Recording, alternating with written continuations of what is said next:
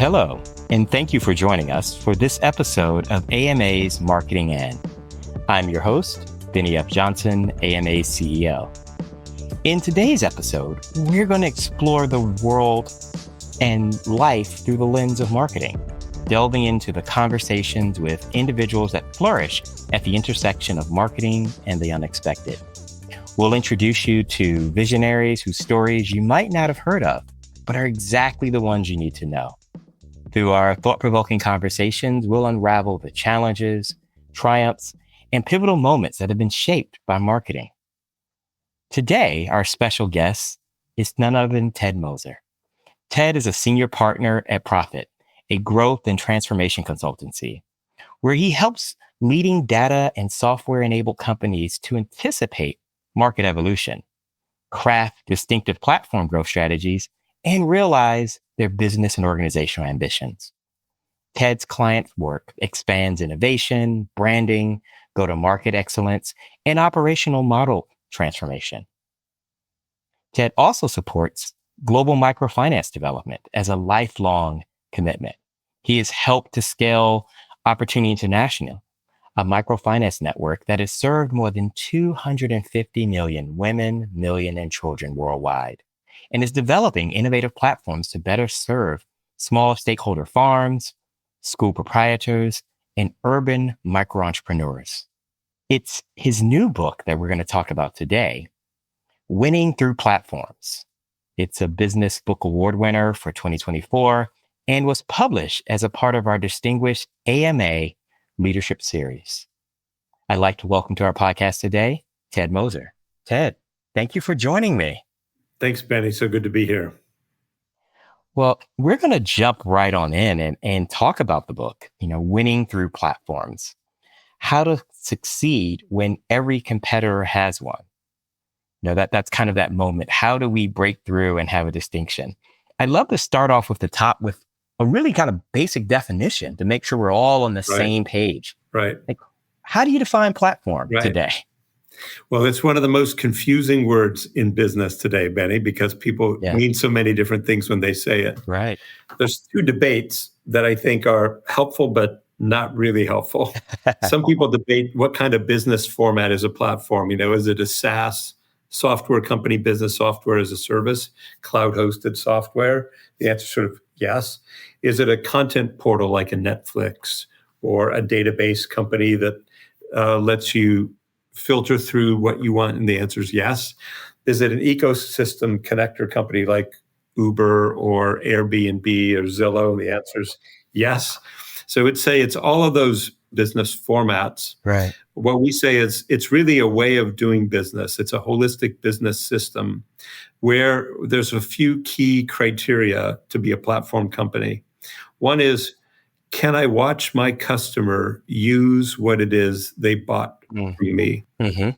Do I have visibility? And usually that's something that I need to earn. We talk about the value for visibility exchange. Have I given my customer enough that they will let me watch them as they use what it is that I've sold them? Right. So if I'm Sleep Number, a mattress company, if my beds are loaded with sensors and I can watch Ted sleep, meaning check my temperature, check my breathing patterns, understand what my heart rate's doing, and then adjust the bed angle and temperature and softness or hardness, you can turn a night's sleep into a digital service and then give me a quality of sleep score in the morning. And all of a sudden, I'm no longer just marketing at the top of the funnel to get Ted to buy a mattress. I'm with Ted as he uses the product that he bought. And all of a sudden, I can offer new value added. And then, as you might imagine, can connect me to all sorts of other benefits because now I'm in digital contact with me. So that's one example. But if you're driving a car that has GPS, you're taking part in a platform. If Progressive Insurance says, hey, let me watch you drive and I'll give you a lower rate if you're a safe driver, they're asking me for visibility in exchange for value.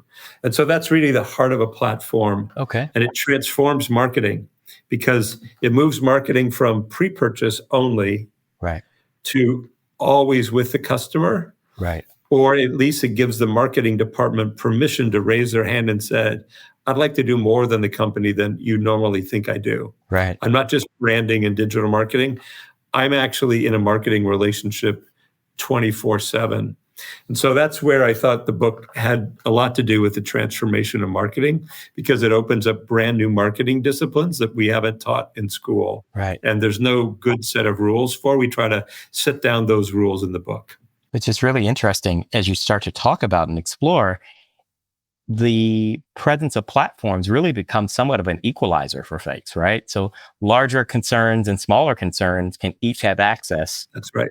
On a platform, which creates an increasing challenges for us as marketers, right? So it's not a secret weapon that only the large companies have and only the technology forward companies have. Right. Really, any organization can have access to this platform relationship. That's the message of the book. Platforms were not possible until about 2008, 2009. E-commerce was possible. Obviously, right. Digital lit up the customer's choose journey around 2000, and we all put up websites and we all learned to sell through digital channels. But it was until Apple and Samsung invented smartphones in 2008, and it was until Microsoft Azure or Amazon AWS, Amazon Web Services, began to rent out their data centers and said, hey, you can host your software and I'll run it for you. Those two things made it possible, along with sensors, lower cost sensors, to really watch the customer on their use journey rather than their choose journey. And so it's not a discipline that's been around for a long time. And the 2010s were the stories of the rock stars like Apple and Amazon and da-da-da-da-da. Right. Plus the hotshot disruptors, for instance, Netflix, for instance, Zillow, for instance, Airbnb. But what's happening now in the 2020s is that every company is saying, I get this. This is actually strategic advantage. Right. If the other guy can watch the customer use and add value during use and I can't, I'm at a permanent competitive disadvantage. So platforms, I can no longer skip putting up a platform business in the 2020s, and I could skip putting up a website in the 2000s. And so then the question is, how do I do that? Right. If I'm a small business, I may need to use somebody else's platform because I may not be able to invest in it myself. I was going to ask you that question because we often have small businesses who I talk to who immediately kind of tense up when we talk about these technological advantages or pivots they go through because they've been focused on the world in which they've inhabited. Yes. But what you're saying is that there is an opportunity that our small businesses shouldn't turn off the channel, shouldn't abandon the platform. Should not. Right. To be able to dig in there to compete. I think mostly what's missing is strategic creativity. There's a lot of piece parts. I just talked to somebody the other day who has a saw maker. Okay. Think of something that's cutting through metal pipe. And they just came up with an app where you put your cell phone down by the saw as you're sawing, and it listens to the sound of the saw sawing through the pipe. And based on that analysis, it can tell you when your blade is getting dull. Wow. And when you need to go get your shot. So you're sort of watching the customer use through sound on an iPhone. Can a small business do that? Yes, you can. You can buy the piece parts for that. Right. And all of a sudden you go, I'm not a technology company. I make saw blades. And you can get into the platform business. But what's lacking or what's often missing is strategic creativity. Right. Because in that space, you add value in a very distinct way, right? You totally add value. Every time you watch the customer use, if you're only doing it to be a voyeur, and some people say, hey, once the airline company knows I'm shopping for a ticket, magically the price goes up the next time I come back to shop again. Are you using visibility against me? Or you're using visibility on my side. Right. And it enters into these questions about ethics of data, ethics of privacy, customer permission, and my brand becomes how much value do I own as you use? It's becoming the modern definition of a brand. I was going to ask you that question as we kind of lean into with that type of exchange, there is an implied and a explicit permission that needs to be established between the customer and the user. As our behaviors change, as you mentioned, this platform engagement wasn't possible 15 years ago. Yes. So, as our consumer journey in life changes in there, what advice do you have for organizations to help navigate that, right? There Their longstanding customers are going to have a different relationship with them. Their new customers, they're engaging with differently, and they need to be tied into this notion of permission and data. Yes. Well, so Benny, the book is structured as a playbook. Excellent. Think of a sports team, that has, let's go with football just for fun, right? Offensive plays, defensive, pass plays, run plays, blitzes, etc. The book is organized like that in 24 plays that you can run. Mm-hmm. And it tries to break down this complicated question of becoming a platform company into more bite-sized initiatives. Some of them have to do, and I'm going to get to your question in this answer in just a sec here. Some of them have to do with how I design a platform and the role that it plays in driving my business growth. Right. Some of it have to do with how I operate it to accelerate sales and to innovate. Mm-hmm. And some of it have to do with how I organize my company internally, because if I create a platform business, I may need to change some of my operating models. And so one of the plays is, we call it better data deal. How do you give the customer a better value deal for the data that they're going to let you have? And what do you need to do to get the customer's permission? And so it really starts there. Can I convince the customer that the visibility that they're going to give up, or the privacy they're going to give up, they're going to get back in spades and value? So hire the refrigerator company. Right. They now have a barcode reader in their refrigerators. What's the value of that? Well, I can, from my office, look at my cell phone and say, what's in the fridge? Right. You can show it to me in order of what's going to go bad on what date. You add a little AI and you can say, what can I make with what's in the fridge? Right. And all of a sudden I'm like, why wouldn't I let them watch? Because they're helping my life get better. In fact, I could then say, and would you like to have somebody, Whole Foods, deliver the missing ingredient for what you want to make tonight? So by the time you get home, it's on the doorstep. All of a sudden, the value of letting me watch the consumer is a no-brainer. So I think that's really where it starts. Right. And it is a social contract, and it enters into these great debates of our time of privacy. Right. If Amazon ever told me, let me geofence your kitchen and look in your pantry, not just in your fridge, because I can read the barcodes of what's there. Would I ever do that? Well, what would be the value? Same story, right? But multiplied by what's in your kitchen, not what's in your fridge. So that whole question, the smart home is a whole question. Somebody's, Nest, Alexa's listening. Right. Nest is sensing, how much do I go? Yep, they're on my side. I'm all good with that. Versus, man, they're creeping me out because they're spying on me. When you think about platforms, we mentioned some of the big obvious ones. Yep. What are some of the newer platforms that are piqued your curiosity? What are some? We know we have the original generation. Yeah, Sephora saying, mm-hmm. Hey, would you like a mirror that gives you advice on whether your makeup is matching your outfit? Wow. Would you like a color coordinator advisor every morning? And obviously from Sephora, you could then always order the missing color if you're not quite matching well what it is you're doing. Right. Usually these platforms have a win-win. That's why the companies can invest. But I'm becoming a home stylist advisor through a company. I think that's a good example of creative. Another one, I'm going to stay in the makeup space for just a minute. Okay. Glossier.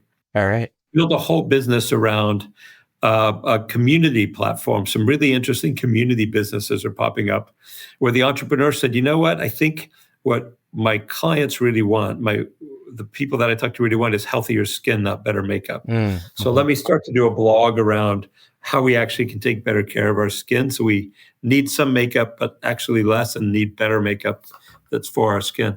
She only went to retail through pop-ups, but she created such a mailing list by creating a community of women who were giving each other advice. Right. That when she did her pop-ups on the third floor of a no-window office, she had higher sales per square foot in New York than the Apple Store did, because her community was engaged with her along the journey. And good platforms don't only make it hub and spoke about company to customer, they make it spoke to spoke about customer to customer, and how we create what we call a customer coalition. Right. So that's one of the classic aspects of platforms that, could a hair salon business create some form of a platform? I think they could.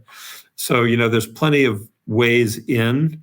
that real estate agents are now saying, well, do I work on Zillow? Do I work on realtor.com? How do I run my business on a platform if I'm a mom and pop realtor? So there's various ways that platforms can take what you might think of as traditional down the street businesses and let them become technology companies. Now, we've talked a lot about the promise and opportunity and some really good emerging case studies. Yep. I'd love to pick your brain for those moments when platforms go bad. Yeah. So when have you seen like platform plays that have the best intention, but really kind of missed the developmental mark or missed the mark in the marketplace? Yeah. Any cautionary tales? Yes. I think trying to create a walled garden that restricts your customers usually leads to a failed platform. Mm-hmm. Good platforms have a lot of APIs, have a lot of connectors that you can connect your customer to outside of your company. Right. So I think many businesses are used to saying, I sell what I make. Right. And as a result, my value proposition is whatever fits inside my four walls. Platform companies say, I sell what I can connect to, whether I made it or not. And so I think one of the things platforms that don't work are too restrictive. We spend a little bit of time about predatory platforms. When customers get the sense that you're using data against me, you're not using data for me. Right. There's nothing that will kill a platform faster than that. And I'd say the third thing is just being committed to the organizational ethos that it takes for your company. Mm-hmm. Because a platform makes your workers more interdependent on each other. Right. They're often used to, in a product line company, being in these small tribes, product family A, product family B, product family C. Right. And within those, they're sort of king of the hill, right? Right. They don't need to use permission. They're driving their own P&L, blah, blah, blah, blah, blah. In a platform, often those product lines are now being asked to learn to talk to each other, to create use cases across, and to launch new initiatives in ways that are coordinated. And all of a sudden, I go from being the owner of a siloed asset that I'm in control of to being asked to be a contributor to a shared asset. Mm-hmm. And that changes the culture of my company. I have to work much more like a synchronized swimming team, where we're dancing together in the water. One of the analogies we give is a synchronized swimmer and the parallel attention they need to give. They need to do personal performance. I'm treading water in 9 feet of water. I can't touch the ground or I violate the rules of the sport. And I'm holding my breath for 1 to 2 minutes at a time while exercising. So I have personal needs. I have small team needs. I'm right beside somebody who's moving. Mm-hmm. I can give them a concussion. I can break their ribs. But then I have these bigger team needs of, are we all making it look like we're operating as one? And I've got to be able to train my mind to think about me, small us, big us at the same time. And leaders who don't do that then have a hard time winning as a platform company because they're not adding the bigger us and the interconnection that the platform brings to the internal team.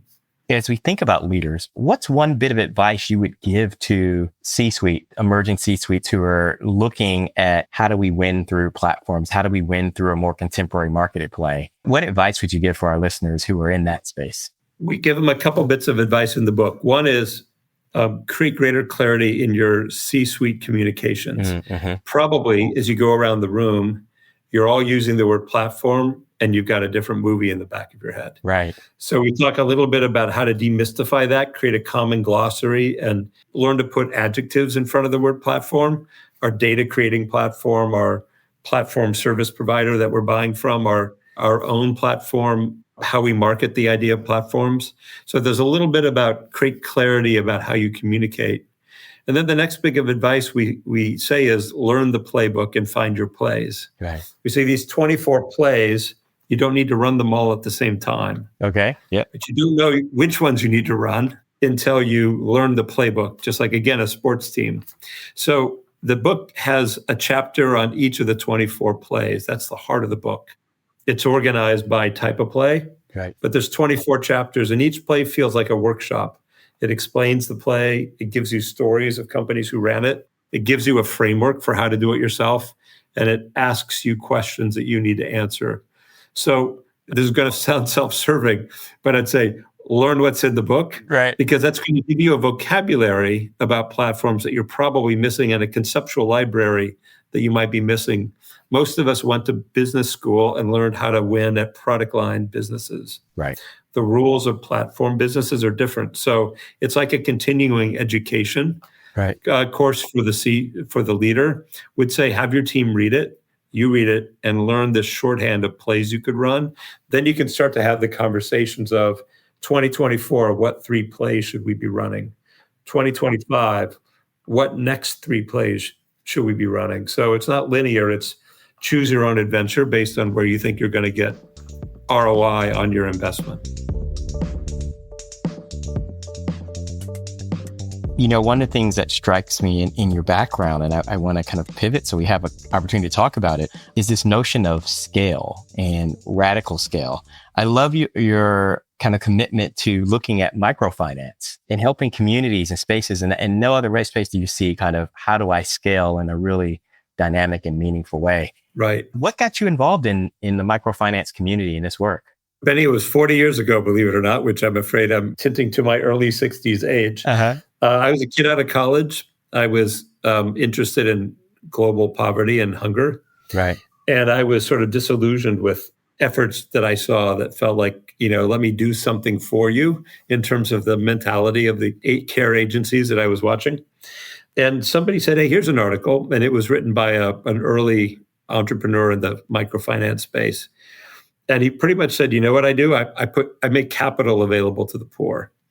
And I'm like, well, that's the smartest thing I've heard, because they know they're the ones who need to have their own dream. What they need is empowerment through capital, and capital can shape itself around our dreams. The problem is it's very inefficient to lend $200 at a time for people. If you did it the way that a bank does it, I'll sit behind a desk and evaluate your credit application. Right. I'll have spent more than $200 just to figure out if you're trustworthy before I ever make you the loan. So there's no way I can afford to do that. So what microfinance did was a lot of creative business innovation. They said, what if we allow the poor to be their own credit check? If I ask someone to say, I know you're a community leader, why don't you find 20 people and we're going to form what we call a trust bank, and we're going to lend to all 20 of you at the same time. One pot of money, you distribute it out, you get it paid back every week. And if you all pay it back, then you get a bigger loan and then a bigger loan. But if you don't pay it back, nobody gets the next loan. So all of a sudden you've created a risk pool. Right. You've outsourced the credit check that they can do to folks in their community based on informal knowledge, not on credit scores. And they will choose the people that they're willing to put their name on the line for. And then we get 98% repayment. And we can find out how to send out money, $200 at a time, to very poor families and get it back and do it economically, because we're rethinking how the business process works. So I've been a big fan of microfinance's scalable business reinvention for the poor. And it turned into micro savings, not just micro lending. Right. And it turned into micro insurance as well. And so it's been an area that I've been, very much in awe of the people who do it day to day. I've served on a number of boards over those 40 years and helped on some World Bank boards as well. But the particular group that I've more invested my time in is the one that we refer to Opportunity International out of Chicago. They're a great group. Really powerful work in spaces. We talk about kind of these unintended, but really unexpected, powerful intersections of marketing in the world. And you kind of think about that, marketing to drive business and using that mindset to help in a very dynamic way. Yeah, I'm a big fan of that. Yeah. Well, what advice would you have for, my younger listeners who are starting careers, right? And you talked about this. This became something that was a passion when you were in your early 20s. Yes. And it's continued to grow and evolve as you've grown and evolved. This space in there. What advice do you have to kind of help my younger listeners find things that they can champion throughout their career? I think I've got a lot of friends who chose to dedicate their life to nonprofit work, which is super, just amazingly and super. I felt like in particular fields that I was passionate about, I thought I would learn more by working in for-profit environments, but then trying to discipline myself to carve out time to try to take what I've been learning, helping wealthy companies get wealthier, I'm afraid, but then use it to try to make a fairer world.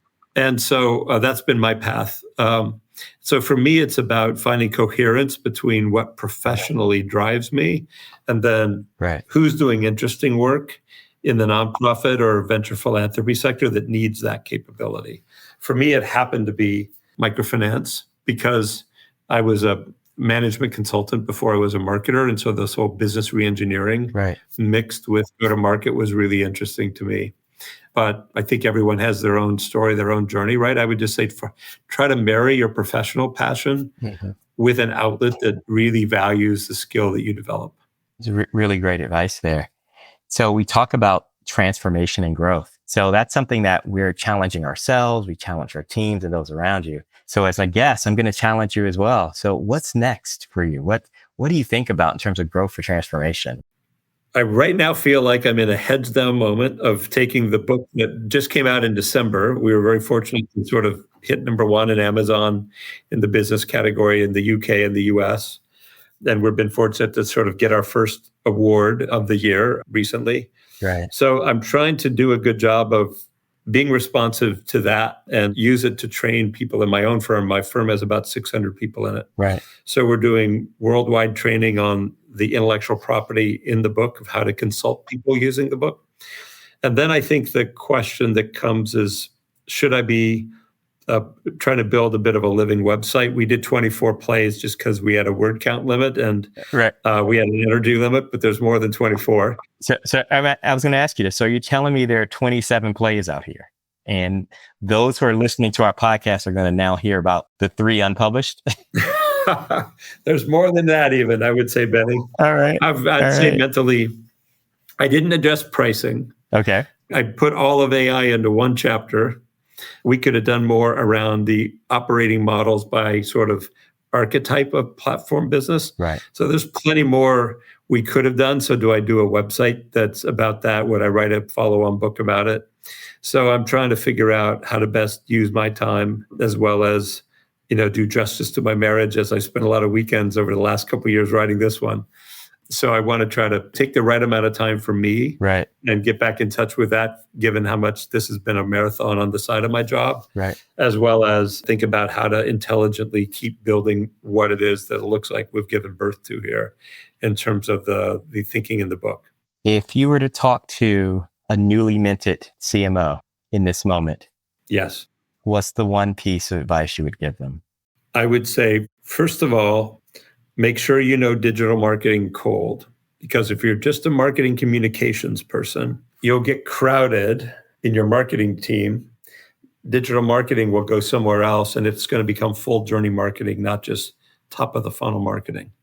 So if I do know digital marketing, and if my marketing team is respected for it, I have a victim or victor moment coming up. Mm-hmm. I can ask for permission to become a full journey digital marketer. And I'll become more important than ever to my customer, to my company, and its success. I'll become a growth engine for my company. Or if I stay at only the top of the funnel, that function will probably be taken from me and handed to somebody called the growth operations marketer or the chief customer officer. And so I either have a expand or shrink moment if I'm a CMO. If I only know communications, the creative side of branding, this may not be an issue for me because I won't be considered for this role. But if I do know digital marketing in addition to creative comms, then I think I have an expansion opportunity and a strategic opportunity to have my team have a bigger role than ever. But I need to learn to team with customer success, who's sitting on the other side of the sale, team with my digital product managers who might be trying to do something that looks the same and embed it. The if-thens into their products. So I become part of a village on the use journey with some real competencies that my company needs. No one else in my company knows how to do if-then at scale through software, like my digital marketing team does. No one else knows how to create desire like my branding team does. How do I learn how to do post-purchase branding to create desire for the customer to want to be a bigger user of my platform? So I own competencies that are relevant beyond the part of the journey that I'm used to playing. Mm-hmm. And my moment of courage is to offer to use them in new parts of the customer journey. I think that's an incredible phrase to end our conversation on, my friend. My path to courage, right? Your path to courage as a business leader, as a marketing leader, really starts, as we think about it, winning strategically through platforms and how to succeed. Thank you for joining us. Thank you for the work that went into this with the team. And thank you for considering those other plays for us. Well, and thanks to the AMA as well, Benny, for being a sponsor of the book. We really appreciate it. I've been a big fan of the AMA for years, so I was thrilled to be able to collaborate. Well, it's a pleasure. And this is the type of work that we always want to encourage. That's pushing our practice and the profession forward. Thank you for sharing the journey, the work, and your work in microfinance. And thank you all for joining us today. This has been an episode of AMA's Marketing N. I'm your host, Benny Johnson. Thank you for joining. We encourage you to check out Winning Through Platforms by our guest, Ted Moser. We also encourage you to join the AMA and find more information on our platform to help you in your marketing leadership, journey, and impact. Thank you once again.